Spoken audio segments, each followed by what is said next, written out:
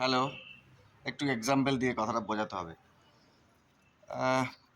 Different views तो থাকবেই, তবুও বলছি।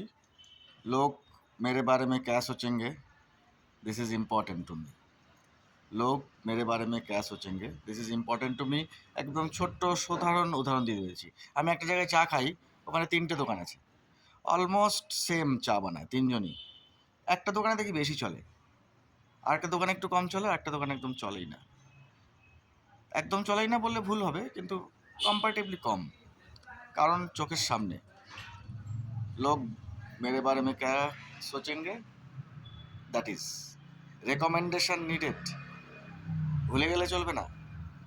আমার সম্পর্কে যদি মানুষের ধারণা খারাপ থাকে, আমার আমার কাছে কাউকে কেউ পাঠাবে, কেউ লোক পাঠাবে আমার কাছে, তাহলে তো বিজনেস আমার হবে না।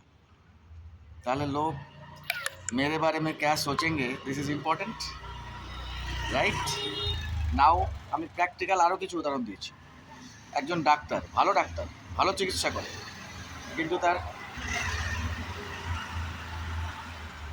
লোক মেরে বারে মে ক্যা সোচেঙ্গে ব্যাপারটা খুব খারাপ। কেউ তার কাছে পেশেন্ট পাঠাই না। একজন ভালো উকিল, সবাই জানে ও ভালো কাজ করে, তারপরেও লোক মেরে বারে মে ক্যা কাহেঙ্গে হলো না। একটা ভালো খাবার বানায়, সুন্দর খাবারের দোকান, লোক মেরে বারে মে ক্যা কাহেঙ্গে, সে খাবারের দোকান চলছে না। আমার বিজনেস, আমি শার্টের বিজনেস করি এবং আদার্স আরেকটা বিজনেস করি। দুটো বিজনেসটা যদি ভালো না চলার একটা কারণ হয়, সেটা হচ্ছে লোক মেরে বারে মে ক্যা কাহেঙ্গে। তো this is, I have to depend on personal views of my customers, of my followers.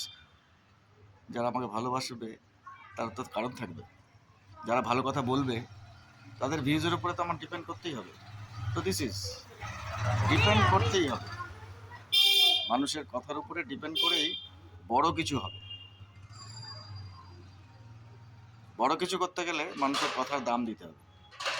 Jio ভালো, কেন ভালো, তার সার্ভিস কি ভালো, ভালো কথা তার সম্পর্কে বলতে হবে, তবেই মানুষ নেবে, রেকমেন্ড করবে।